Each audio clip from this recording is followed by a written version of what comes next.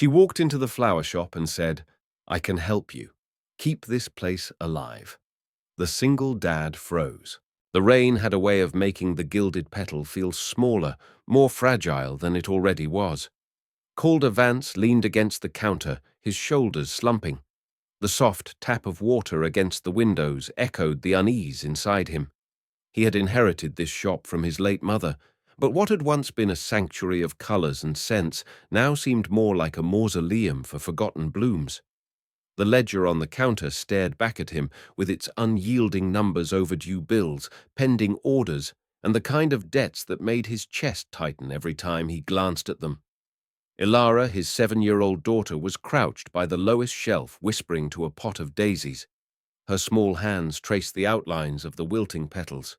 "Mom would have fixed this one," she murmured, voice almost lost under the hum of the rain. Calder felt a pang in his chest.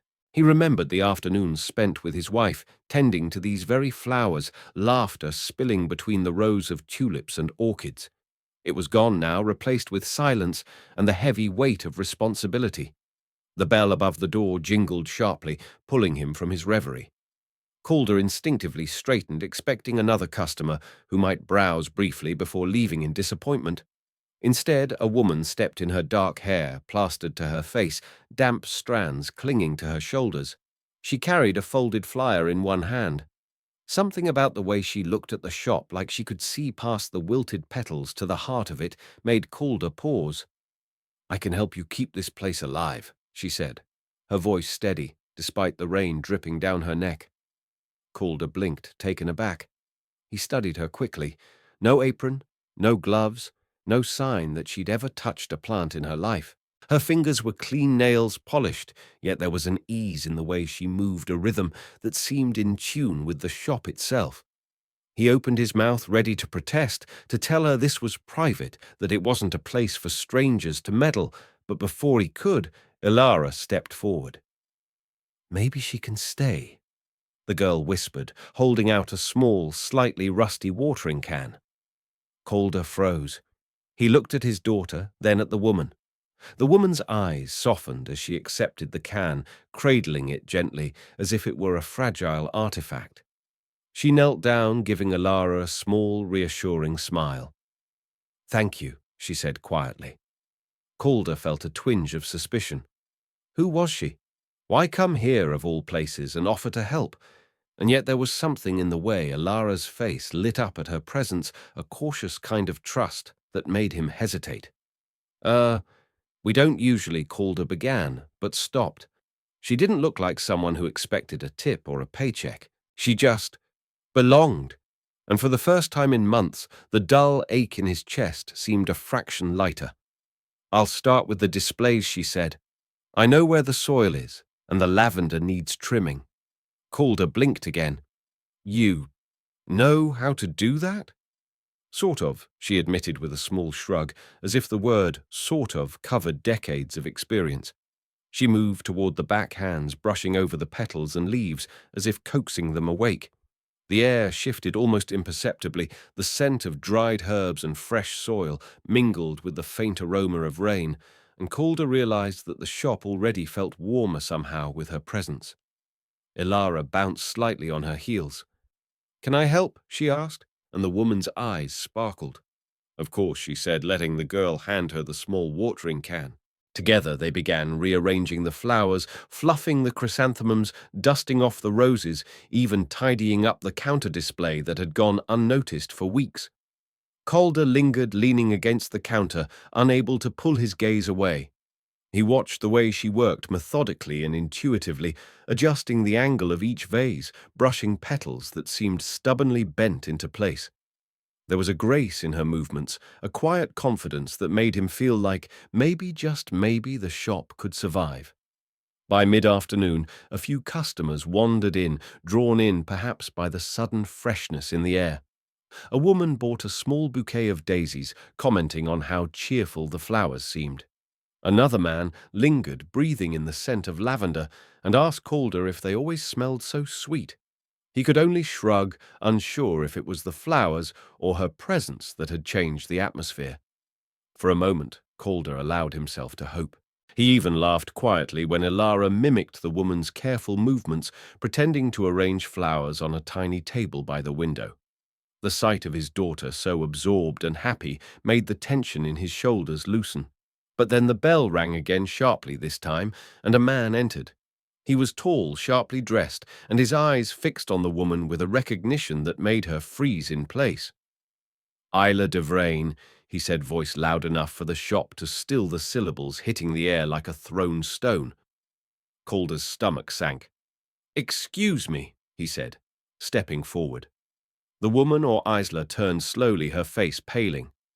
It's not what you think," she said, her hands rising slightly as if to ward off the intrusion. I left because I had to protect someone." The man's eyes narrowed. "Protect from what? From whom? You disappeared with something that belongs to me." Ilara shrank behind Calder, clutching his leg. Calder himself felt a surge of protective instinct. He had no idea what was happening, but the intensity in the man's gaze combined with the fear on the woman's face made the entire situation feel volatile. "Calder, I didn't," she began, voice trembling. "I can explain. But not here." The man scoffed. "Not here. You think hiding in a little flower shop will make this disappear?"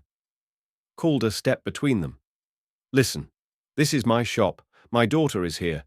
If you want answers, you'll wait outside." "Now!" The man's jaw tightened, and he hesitated clearly, measuring whether Calder was serious. Calder's hand hovered near his daughter, and the silent plea in Ilara's eyes made the decision for him. Finally, the man huffed his gaze, flicking between Calder and the woman. "This isn't over," he muttered before exiting with a swirl of his coat. The door closed behind him with a soft click, leaving a silence that felt heavier than the rain outside. Calder turned to the woman, who was trembling slightly, her hands clasped in front of her. "Okay," Calder said slowly, trying to steady his own nerves. "You need to tell me what's going on. Who are you really?" She looked at Ilara first, then back at him, her eyes haunted but resolute. My name isn't Maribel," she said. "It's Isla de Vrain. And I didn't come here to help a flower shop. I came to hide." Calder felt his chest tighten. The ledger, the flowers, the half-empty shelves, all of it suddenly seemed secondary. Ilara, however, didn't look afraid. She tilted her head and whispered, "Maybe she's still a friend." Calder swallowed hard. He didn't know if he could trust her, not yet. But watching his daughter's small hand rest gently on Isla's arm, he realized that some choices weren't just about logic. They were about instinct, about hope, and about the fragile possibility of letting someone in. And for the first time in weeks, he allowed himself to wonder, could this stranger, this mysterious Isla, actually save more than just the flowers? Because if she had secrets, he had debts, and both of them were about to collide in ways neither could yet imagine. The next morning, Calder arrived at the Gilded Petal before sunrise. The damp chill from the previous night still lingered in the air. The shop smelled faintly of rain-soaked wood and faint earthiness from the flowers Isla, he still struggled to call her by her real name, had tended to the day before. Sunlight filtered weakly through the streaked windows, casting a muted glow over the displays. They now looked almost alive compared to yesterday. Calder poured himself a mug of coffee, the warmth seeping into his hands as he watched Ilara arrange a row of tulips on the counter. "She wants to do it right," Calder murmured, nodding to himself. Ilara glanced up, smiling shyly. "I think she likes it here," she whispered. Calder's gaze followed hers to Isla, who was kneeling beside a shelf of orchids. Her fingers deftly trimmed a leaf and whispered something to the plant as if it understood her. Calder felt a mixture of awe and suspicion. She had a rare gift for this talent beyond mere training, but why was she here hiding from someone? The morning passed, slowly punctuated by the arrival of a few loyal customers. They seemed drawn back by the subtle shift in the shop's energy. One woman lingered over a display of peonies, commenting on how vibrant and fragrant they smelled. Calder smiled faintly, though it was tinged with the unease that Isla's presence still brought him. He wanted to trust her, but the sharp edge of the previous day's encounter with the man who had called her Isla de Vrain kept slicing through his thoughts. As the morning rush dwindled, Calder finally mustered the courage to speak with her. "Isla, can we talk?" "Privately," he asked, leading her to the small office in the back. The room smelled faintly of dust and old paper. The only sound was the occasional drip from a leaky pipe. She nodded, hands clasped tightly in front of her. "You didn't come here just to tend flowers," Calder said bluntly. "Why hide? Who are you really running from?" Isla's eyes flickered to Alara, who hovered near the door, then back to Calder. I made mistakes," she said quietly. "Serious ones. Things I thought I could fix, but I ended up needing to disappear before they destroyed someone else. That's all I can tell you for now." Calder leaned back, frustration mingling with curiosity. "Mistakes? Like what?" She shook her head. "Not here. Not yet. But I promise you, I'm not a threat to you or your daughter." Her voice carried an honesty he found difficult to deny, though every instinct screamed caution. Ilara, meanwhile, tugged gently at Calder's sleeve. "Can I help too?" she asked. "I can water the flowers." Calder smiled despite himself. "Of course," he said. And so, for the next hour, the three of them moved together in silence. They tended blooms, pruned leaves, and rearranged the displays. Calder began to notice the subtle ways Isla brought life to the shop. She shifted a vase just enough to catch the light, added fresh lavender to soften the edges of the counter, even rearranged the daisies so that their colors seemed to form a gradient along the windowsill. Customers who wandered in later smiled, commenting on the new energy in the shop. They were unaware that it came from more than just the flowers. By mid-afternoon, Calder noticed the first signs of growth, in another sense trust. Alara laughed a light, carefree sound as she balanced a watering can while Isla guided her hands. Calder, watching them, felt something he hadn't allowed himself in months, a sense of ease, however tentative. Like maybe the shop could survive this storm. But as the day waned, the quiet peace of the morning was broken by a sharp knock at the front door. Calder's stomach sank when he saw the man from yesterday standing outside. Coat-soaked, eyes hard as he scanned the shop. Calder moved toward him, hand hovering near the door handle. "Calder Vance," the man said, voice clipped. "I need to speak to her." "She's busy," Calder said cautiously. "She's working here. I don't think now is a good time." The man's jaw tightened. "It's always a good time when someone owes me explanations. Step aside." Calder's heart raced. He couldn't let this man intimidate his daughter or his shop. "Not until I know what this is about," he said firmly. Isla, meanwhile, had emerged from behind a display, her hands slightly trembling, her eyes wide.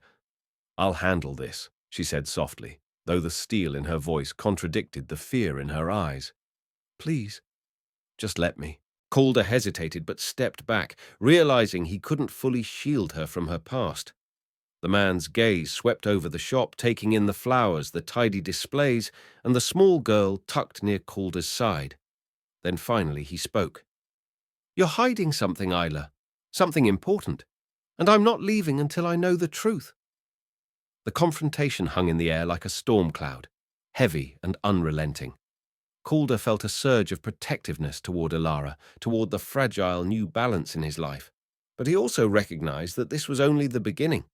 Isla's secrets weren't just her own, they threatened to spill into his world, changing everything he thought he knew about safety, trust, and the delicate life he was trying to build for his daughter. As the man turned to glare at Isla, she finally exhaled. A long, shuddering breath. "I can't explain everything right now, but I promise. You won't like the truth any more than I do. Just, please let me work here. I'll make it right." Calder looked from her to the man and back, weighing the risk against the fragile peace he'd seen today. He could see the tension in Isla's shoulders, the way she was bracing herself for something. And he realized that however much she scared him, she had already begun to heal the shop and, in a small way, his daughter's heart. Finally, Calder spoke, voice low but firm. "You can stay, for today. But I need full honesty soon. My daughter deserves that. And so does this shop." Isla nodded, relief flickering in her expression, though it was mingled with the unease of what was yet to come. Outside, the rain began to let up the grey sky, softening into a pale afternoon. Calder turned back to the flowers, taking a deep breath, letting the earthy scent of soil and petals wash over him. Ilara tugged at his sleeve. Can we have a tea party for the new customers?" she asked. Calder laughed, the sound rusty but genuine, and nodded. Isla smiled faintly, kneeling beside them to help set up a small table near the window, arranging flowers as centerpieces. The scene, so ordinary, so simple, belied the tension just outside the shop, the storm waiting at the edges of their lives. And as Calder watched Isla move among the flowers, guiding Ilara's hands, he couldn't shake the thought that the woman he barely knew, the stranger with secrets, had already begun to change more than just the shop. She had begun to change him, because in the quiet hours of the afternoon, as sunlight filtered through wet glass and petals gleamed like small jewels, Calder realized that the heart of the gilded petal might not only survive if they could survive the truths yet to come. By the following week, the gilded petal had transformed in ways Calder had scarcely imagined. Isla, no longer just a name whispered with hesitation, but a presence, a force of quiet energy, had breathed life into the shop. The bouquets were brighter, the air fragrant with lavender freesia and the subtle musk of wet earth. Customers trickled back first, slowly then, with an almost tangible momentum. They commented on how the shop seemed to have regained a soul, as if the flowers themselves had woken from a long, troubled slumber. Calder watched all of it with a mixture of relief and unease. He wanted to trust her, yet he couldn't ignore the shadow of yesterday's encounter, the sharp warning that her past could collide with his carefully reconstructed life at any moment. It was during one quiet afternoon, the kind when the rain had cleared but the clouds still lingered, that the door chimed again. Calder was organizing invoices behind the counter when he saw the man step inside without hesitation. Isla froze mid-step, a hand instinctively rising to brush back a stray lock of hair. Her expression shifted, eyes wide, jaw tight, an emotion Calder couldn't immediately identify. Fear, apprehension, maybe regret. "Isla de Vrain," the man said, voice carrying a weight of accusation that filled the shop. Calder placed a hand on Ilara's shoulder, guiding her behind the counter. "We need to talk." Isla's hands trembled slightly, but she squared her shoulders. "Not here," she said almost pleadingly, though her voice was firm. "It's too dangerous." "Dangerous?" Calder interjected. "Explain that to me now, or we're done here." "I won't have my shop dragged into." He stopped, realizing that his anger was partly fear, partly disbelief. He had trusted her enough to let her tend his daughter, his business, and yet she had withheld the truth. The man's eyes flicked between Calder and Isla. "She took something that doesn't belong to her," he said sharply. "Something important." Calder's heart skipped. "What do you mean?" "It's complicated," Isla said, voice trembling. "I left because someone was following me, someone who would hurt the wrong people if I didn't get out of the way. I can't go into details now, but I didn't steal anything from anyone here." The tension in the room was palpable. Ilara peeked from behind the counter, her small eyes wide with worry. She silently gripped a bouquet of daisies she had been arranging. Calder glanced at her and then back at Isla. The layers of deceit, of hidden truths, were suddenly more intricate than he had imagined. "Explain it," Calder said, his voice steadier now, though still low. "I need to understand what's happening before anyone else gets hurt." Isla hesitated, then nodded. "There's a man, a wealthy investor, a former business partner. He had plans for an art exhibition in Europe. I discovered financial mismanagement, embezzlement, something that could ruin many people if exposed. I tried to stop it quietly, but I was forced to leave to protect someone I care about. That's why I came here to hide, to wait until it was safe." Calder absorbed the words, the fragments of truth she offered. It was more than he expected, more dangerous than he could have imagined. Yet beneath the fear and hesitation, there was an unmistakable honesty in her eyes. She hadn't come to harm anyone. She had come to protect. The man, however, was unrelenting. You think you can hide here, you can't. You have to return what you took and face the consequences. I didn't take anything, Isla said, voice rising. You know that you've misjudged me. Calder stepped forward. Enough, he said firmly. This shop my daughter and I are not part of your dispute. If you want answers, we'll handle it calmly. But you cannot drag this chaos into my home. The man's eyes softened slightly, though the tension didn't leave his posture. He studied Calder, then Isla, then finally seemed to measure the stakes the vulnerable child, the fragile trust Calder had extended. He let out a slow sigh. Fine. But this isn't over, he said, before exiting with an audible click of the door. Silence followed, heavy and suffocating. Calder turned to Isla, searching her face for the aftermath of fear, for the strain of exposure. She was pale, but there was a resilience in her stance, a quiet fortitude that contrasted with the delicate way she had moved among the flowers just moments before. Ilara Calder said gently, "Go to the back. I need to talk to her?" The girl hesitated, but obeyed, slipping silently through the side door. Calder studied Isla. You need to be honest with me.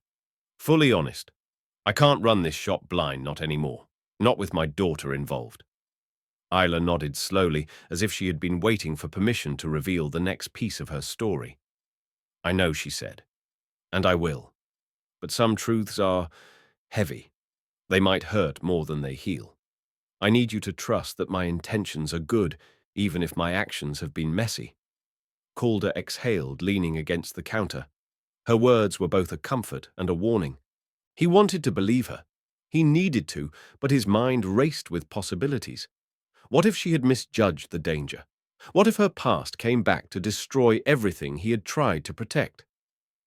They spent the next hour quietly tending to the shop, the conversation unspoken but lingering between them. Isla adjusted displays, pruned leaves, and wiped down vases, all the while stealing glances at Calder, who remained behind the counter, trying to reconcile his growing trust with the caution his instincts demanded. The shop felt alive again, but it also carried the weight of secrets like a delicate balance on the edge of a precipice. By evening, Calder and Isla sat on the small bench near the window, watching the last customers leave. The soft light of dusk filtered through wet glass, painting the petals in muted gold. Calder finally spoke. You've done more than I could have imagined for this place. For my daughter. But secrets have a way of catching up. I need to know you'll face yours eventually. Isla met his gaze, unwavering.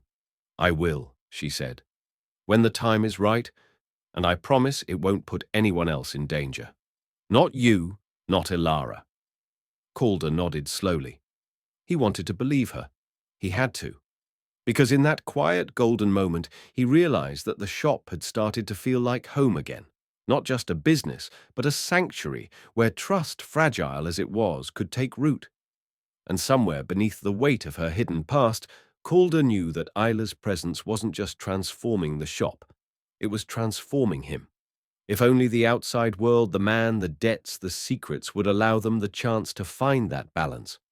For now, all he could do was wait, and hope that the roots they were planting both in the shop and in their hearts would hold strong when the storm returned. The days that followed were a delicate dance between routine and uncertainty. The gilded petal had regained some semblance of life. The once wilted shelves now showcased vibrant arrays of roses, lilies, and tulips. The air smelled faintly of fresh-cut flowers and the subtle tang of rain on wood. Calder had come to rely on Isla's quiet efficiency and the intuitive way she seemed to anticipate what each bouquet needed, and yet he couldn't shake the shadow of her past hovering just outside the shop's walls. Every time the bell rang, he braced himself, half expecting the sharply dressed man or someone else to appear. Ilara, oblivious to most adult worries, thrived in the presence of her new companion. She laughed more, skipped around arranging flowers with exaggerated care, and even insisted on helping Isla with deliveries. Despite Calder's protests, Calder often caught himself watching them, a mixture of awe and nervous caution in his chest.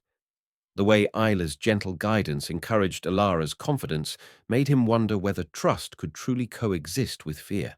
One afternoon, as sunlight slanted through the windows, illuminating floating dust particles and petals alike, Calder approached Isla while she was repotting a set of violets.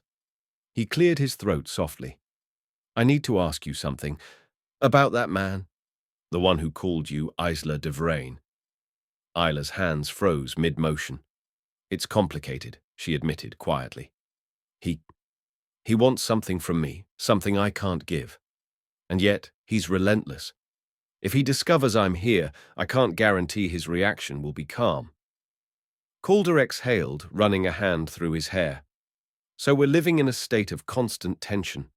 I'm not sure whether to be furious, scared, or something else entirely." She looked up at him, eyes meeting his with quiet sincerity. "I understand, and I know it's unfair, but I can't change who I am or the past I carry. I can only promise that I'll do everything to protect you and Alara." He nodded, the weight of her words settling on his shoulders. The truth was, despite everything, he had already started to trust her, and more disturbingly, he was beginning to care. That evening, the tranquility of the shop was shattered by the sudden arrival of a local supplier, Miriam Hensley. She had a reputation for gossiping as readily as she delivered flowers. "Calder, darling." She began, glancing at Isla with a perceptive tilt of her head. "Word is someone new is working here. You do realize how quickly news spreads in this town?" Calder stiffened. "Yes, I'm aware. But she's here legitimately. There's no need for alarm." Miriam smirked, her eyes scanning Idler with subtle suspicion. "Legitimate or not, strangers always bring stories. People are curious, especially when a newcomer has such refined ways." Calder felt a prickle of irritation. "I'd appreciate it if you kept opinions to yourself. This is my business, my daughter's safe space." "Understood." Miriam raised her hands in mock surrender, but left with a sly smile, leaving Calder tense. Isla, however, remained calm, quietly finishing her task. "People will judge," she said softly. "That's inevitable. But we can't control it. All we can do is keep the shop alive and protect what matters." Calder nodded, realizing the truth in her words. He had spent so long trying to shield his daughter, shield himself, that he hadn't considered the role Isla could play in helping them confront the world outside. Later that evening, Calder found Isla at the back of the shop, speaking in hushed tones on the phone. She held it close, her expression grim, voice measured. Calder could only catch fragments, mentions of Det's betrayal, names of people who had disappeared from her life, and references to the man who had found her. He didn't interrupt. He didn't need to. The tension in her shoulders, the way her jaw clenched, spoke volumes. After she hung up, she let out a long breath and slumped into a chair, exhaustion etched into her features. Calder approached cautiously. "Everything okay?" She shook her head. "Not yet. But I'm managing. I don't want my past to ruin this place, or your life, or Ilara's." He knelt beside her. "You're already part of this family, whether you like it or not. And that includes sharing the burdens. We'll face whatever comes together." Her eyes glistened, caught between vulnerability and determination. Together, she whispered, almost as if testing the word on her tongue. The next days brought small victories and challenges alike. The shop continued to thrive, yet Calder and Isla both remained on edge, knowing that the past was a shadow that could stretch far beyond these walls. They learned to read one another's subtle cues, the way Calder would subtly shift a vase to protect Ilara from a sharp edge, the way Isla would instinctively stand between him and a tense visitor. The unspoken trust that developed was fragile yet powerful, forming a bond neither had anticipated. One evening, as the shop closed and the last light of day bled through the windows, Calder found Ilara and Isla arranging flowers for the next morning's display. He paused in the doorway, watching them. Isla handed Ilara a small bouquet, encouraging her to tuck each flower just so. Ilara's face lit with pride, and Isla smiled softly, the curve of her lips almost maternal. Calder felt a warmth he hadn't realized he had been missing. "Dad," Ilara said suddenly, holding up a perfectly arranged cluster of daisies. "She's really good at this. She makes the flowers happy." Calder smiled, the tension of the week softening. Yeah, he admitted. She does. Isla glanced up at him, eyes shining faintly in the dim light. Thank you for letting me stay, she said. I won't let anything ruin this. Calder met her gaze, the unspoken understanding between them more powerful than words. We'll handle it, he said. Whatever comes. Outside, the wind rustled leaves along the street, hinting at storms yet to arrive. But for the first time, Calder felt the stirrings of hope, that perhaps with Isla and Alara by his side, the gilded petal could weather not only the passing seasons, but the shadows of past mistakes and the challenges that lay ahead. And somewhere deep inside, he realized that this fragile, unexpected alliance, this unlikely family, might be the very thing that gave him the courage to face whatever truths were waiting to emerge. Weeks passed, and spring shifted into early summer, casting a golden haze over the gilded petal. The shop thrived in ways Calder had only dared imagine, bustling mornings, steady orders, and even new contracts from local event planners who had caught wind of the revived boutique. Isla's presence had become indispensable, not just for the floral arrangements, but for the energy she brought to the place. A quiet resilience that Calder had begun to rely on more than he wanted to admit. Even Alara seemed more alive. Her laughter echoed off the walls as she skipped between displays, delivering small bouquets to returning customers. Yet despite the outward calm, the shadow of Isla's past lingered, invisible but palpable. Calder knew the sharply dressed man wasn't gone for good, and sooner or later someone else from her past might appear. One afternoon, as Calder and Isla prepared a shipment of roses for a wedding, a letter slipped under the shop's door. Calder picked it up. The envelope was thick and formal, bearing an unfamiliar crest. He felt a chill run down his spine. Isla noticed immediately. Her expression tightened. "They found me," she whispered, taking the envelope from him. Calder could see the tension in her hands, the way her knuckles whitened as she broke the seal. Inside was a brief note. "We know where you are. Come to the address by nightfall or face the consequences." Calder's protective instincts flared. "You're not going alone," he said, gripping her shoulder. "We face this together. Alara stays here." Isla hesitated, eyes flickering to his. I have to. I can't risk dragging you both into the danger directly." "You're already part of this family," Calder insisted. "We find a way together." Nightfall brought tension and strategy. Calder and Isla plotted laying false routes, ensuring safe passage, and coordinating discreetly. Calder's old instincts, those of a man used to facing challenges alone, mingled with the newfound responsibility of protecting a child and someone he had come to care for deeply. Alara, unaware of the precise danger, helped pack an emergency bouquet, her innocence a stark contrast to the looming threat outside. When they arrived at the designated location, a dimly lit, abandoned warehouse, Isla's composure remained steady. Though Calder noticed her fingers twitching at the corners of the bouquet she carried as a small shield, a token of normalcy. The man waiting inside was not the sharply dressed figure from before, but someone else entirely, a silent, imposing figure with an air of authority. "You shouldn't have come," the man said coldly, eyes darting between Calder and Isla. "We're not leaving her to face this alone," Calder replied, stepping slightly in front of Isla, as if his mere presence could ward off the threat. The confrontation escalated quickly. Words snapped like tendrils of electricity.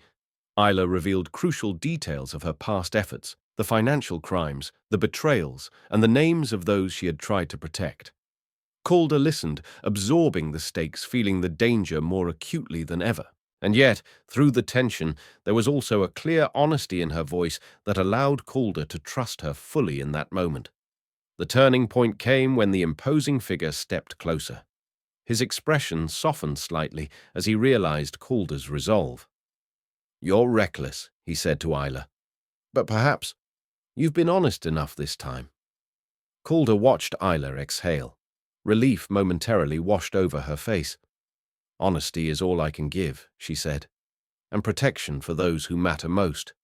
The night ended not with violence, but with cautious respect. Isla's adversary withdrew, leaving the small, unlikely family standing amidst the shadows. The threat diminished, but not entirely gone.